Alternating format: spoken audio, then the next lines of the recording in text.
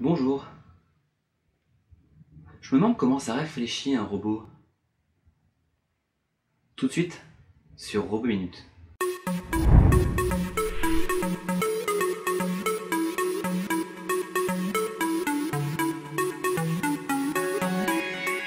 Alors évidemment, quand on parle de robots, quand on parle de cerveau, positronique et tout ça dans la SF, on pense bien sûr à de l'IA.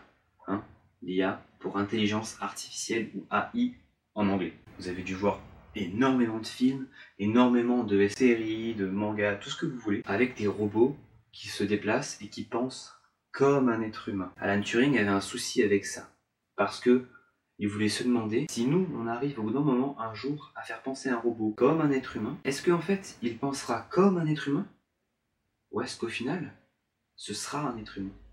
Parce qu'il pense réellement comme nous. Faut que j'arrête de faire le raptor. Alors l'IA. Avant de parler d'IA, on va parler de programmation en général d'une intelligence. Une intelligence, hein, ça fait énormément de temps qu'on en voit dans les jeux vidéo. Hein. L'IA qui vient, on appelle ça des IA, mais en fait c'est pas vraiment des IA, on va en parler. Du PNJ, non. Moi je vous parle de l'ennemi qui va vous foncer dessus pour vous attaquer. En général, le programmeur il va faire ça, il va dire fonce dessus pour l'attaquer. Je vous conseille les coding games sur internet qui sont très bien pour apprendre ce genre de choses là dans le jeu vidéo. Ensuite, donc, vous avez la possibilité de faire évoluer l'intelligence de ces PNJ. Hein, je vais rester sur l'analogie du jeu vidéo. Si vous prenez l'intelligence artificielle qui est plutôt aboutie, par exemple de For Honor, de chez Ubisoft, qui vous marave assez facilement, si vous la mettez avec un flingue dans un vaisseau de Star Citizen par exemple, elle va pas être capable de faire grand chose. Alors qu'une intelligence artificielle est censée être intelligente. Et en fait non. C'est là qu'on nous arnaque, c'est qu'elle n'est pas intelligente, elle est programmée correctement. Dans Mass Effect, on appelle ça des IV, des intelligences virtuelles. Mass Effect, je vous le conseille si vous ne connaissez pas. Parce qu'ils ont eu des problèmes avec les intelligences artificielles, des problèmes qui sont assez facilement compréhensibles. Vous avez le film Her, qui est hyper intéressant sur l'intelligence artificielle. Ah, spoil, faudrait que je mette un spoil là. Hein, mais si une intelligence artificielle décide, je sais pas moi, quelque chose qui pourrait aller contre nous, on a énormément d'exemples, eh bien ça serait dangereux. Et là, il y a Stephen Hawking qui a émis des théories comme quoi il faudrait s'en méfier à partir de maintenant, parce que dans le futur, ça pourrait être dangereux pour nous. Moi je suis pas tout à fait d'accord. Parce que on n'est pas capable du tout de faire une intelligence artificielle qui soit comme nous, qui soit capable d'apprendre des choses réellement comme on l'imagine. Il y a des robots qui y travaillent, hein. Je vous conseille d'aller voir le robot AMAR 3, AMAR 3, je vous mettrai là en lien dans la description. Il est hyper intéressant, il est capable d'apprendre, vous lui montrez un livre, il vous montre ce que c'est, vous dit que c'est un livre, vous lui montrez ensuite un livre, vous lui demandez ce que c'est, il vous dit c'est un livre. Waouh, totalement fou. Les couleurs, les noms, il est capable de ranger un lave-vaisselle, bref, il est quand même capable d'apprendre des choses, mais c'est pas encore tout à fait fou. Il n'est fait que pour apprendre, il n'est pas fait pour faire autre chose. Et donc, on va parler d'intelligence virtuelle, d'intelligence bien programmée. C'est-à-dire qu'on aura tout fait pour que ça ressemble à une intelligence artificielle, mais que ça n'en soit pas. Par exemple, Cosmo, quand vous le laissez se balader, il a l'air intelligent, mais pas tant que ça. En fait, il fait ce qu'on lui a demandé de façon un petit peu random. Le random, ça aide pas mal à l'idée d'intelligence. Dans les films, dans les Star Wars, ils ont une réelle intelligence artificielle. On ne sait pas comment ils ont fait, hein, mais ce sont des réelles intelligences artificielles. Nous, comme je le répète, on n'en est pas encore capable. Je vais vous dire pourquoi. Le problème actuel des IA, c'est la donnée. Il faut qu'elle soit accessible en permanence, tout le temps. Et le gros problème actuellement, c'est un problème qui doit être résolu par ce qu'on appelle le big data, c'est ce transit de données, entrée-sortie, sur un robot.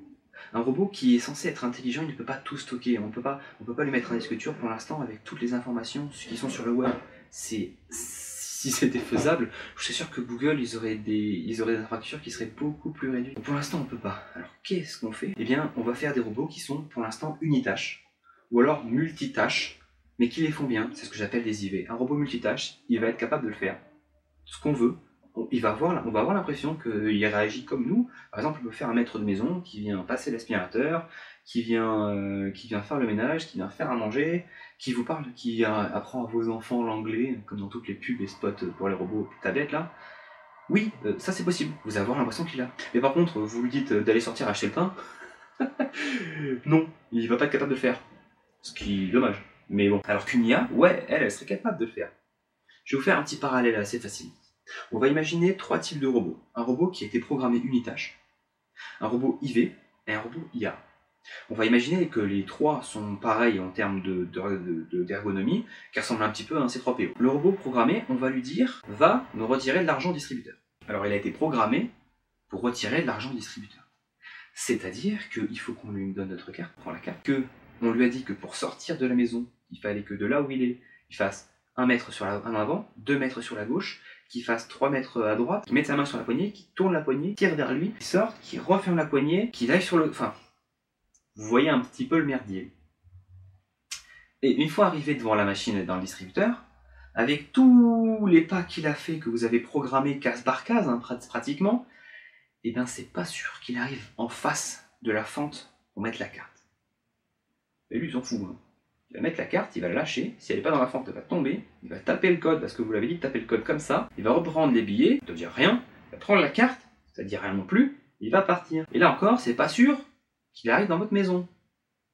Alors avec les capteurs, on peut se débrouiller pour arriver à focaliser un peu ça, pour le rendre meilleur. Mais ça demande beaucoup d'essais, de tests et de programmation derrière. Une IV, comment elle va faire? L'IV, elle sait que pour retirer de l'argent, il faut sortir. Elle sait qu'il faut trouver un distributeur. Elle arrive au distributeur, elle n'a pas la carte, vous lui pas donner. Ça dépend de comment vous l'avez programmé. En théorie, elle est censée revenir, vous demander la carte, repartir, et arriver au distributeur. Si vous avez pris en compte que juste le distributeur est fermé, qu'il ne fonctionne pas.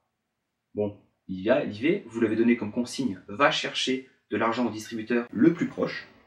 Ce n'est pas le distributeur le plus proche actuellement, elle va aller à un autre distributeur. Parce que grâce à de la géolocalisation, grâce notamment à l'odométrie, elle va être capable de savoir où est-ce qu'elle se trouve et où est-ce qu'elle peut trouver un nouveau distributeur. Elle va vous ramener l'argent, ok. On ne sait pas combien de temps on va mettre, hein, mais en tout cas, elle va vous ramener l'argent. L'IA, elle, si vous ne lui donnez pas la carte déjà, il est possible qu'elle vous demande elle-même, est-ce que j'ai pas besoin d'une carte? Bah ouais.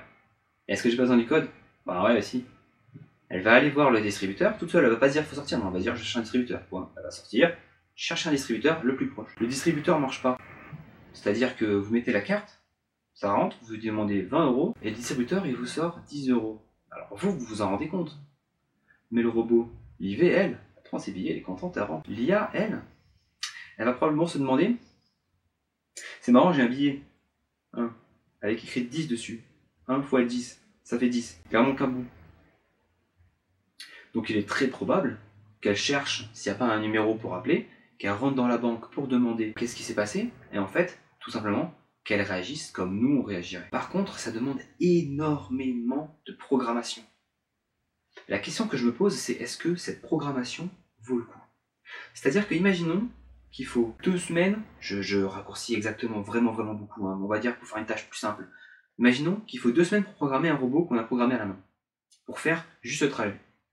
Imaginons qu'il faut 2 semaines, ou 3 peut-être, pour programmer une IV pour qu'elle aille faire juste cette unitâche. Bien sûr, cette unitâche elle va être un petit peu différente parce que une fois qu'il a été programmé, si quelqu'un d'autre a un robot qu'il a programmé, je sais pas, pour faire la vaisselle, eh bien vous pouvez tout à fait changer ce programme-là pour lui dire maintenant tu vas plus faire la vaisselle, maintenant tu vas aller me chercher de l'argent à la banque. Ça peut être ce genre de choses-là.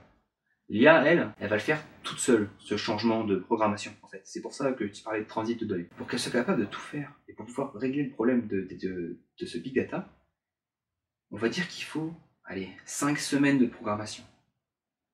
Transformer des semaines par des ans, donc 2, 3, 5, pour qu'un robot fasse quasiment la même chose que vous l'avez demandé, sauf que s'il y a un souci, il revient, vous vous en rendez compte et vous réagissez, est-ce que ça vaut vraiment le coup? Est-ce que c'est pas du surdimensionnement? En anglais, on appelle ça de l'over-engineering. Faut voir. Si on a les technologies, pourquoi pas? Mais pour l'instant, on est en train de se battre. Après, il y en a beaucoup qui vont dire oui, mais l'IA, ça va être dangereux. Mais on n'y est pas encore là. Pour l'instant, on fait des avancées. On arrive à avoir, comme je disais, avec un Mark III, des robots qui sont intelligents. Et pour l'instant, on essaie d'avoir des voitures qui sont, pareil, unitâches. Elles vont être capables, toutes seules, de nous conduire d'un endroit A à un endroit B. Mais elles n'ont pas d'IA.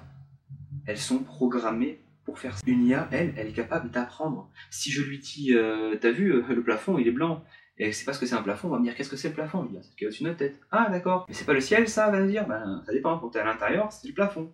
D'accord. Alors que pour apprendre ça à une IV, sauf si vous l'avez préparé à apprendre des mots ou un robot, il va probablement falloir lui taper à l'intérieur pour qu'elle comprenne que vous allez lui apprendre un mot, vous lui dites, et ensuite elle le compute. Donc c'est tout pour les IA. Si vous avez des questions, n'hésitez pas à les poser, hein, parce que c'est un sujet qui est extrêmement vaste extrêmement compliqué. Je pense que je reviendrai dessus une prochaine fois pour vraiment définir les IA, qui travaillent sur quoi, et aller en détail expliquer comment on l'imagine pour l'instant une IA. Hein, c'est hyper mathématique, mais c'est hyper intéressant. La prochaine fois, on va parler de la façon de penser, de comment on imagine la robotique dans le monde et quelles en sont les dérives. N'hésitez pas à vous abonner, hein, le pouce bleu, vous partagez, les commentaires, hyper important. Sur ce sujet-là, il nous faut des sources. Vous notez vos sources, parce qu'un argument, s'il n'est pas sourcé, bah, il vaut pas grand-chose. En attendant la prochaine vidéo, je vous souhaite une bonne journée, et à la prochaine.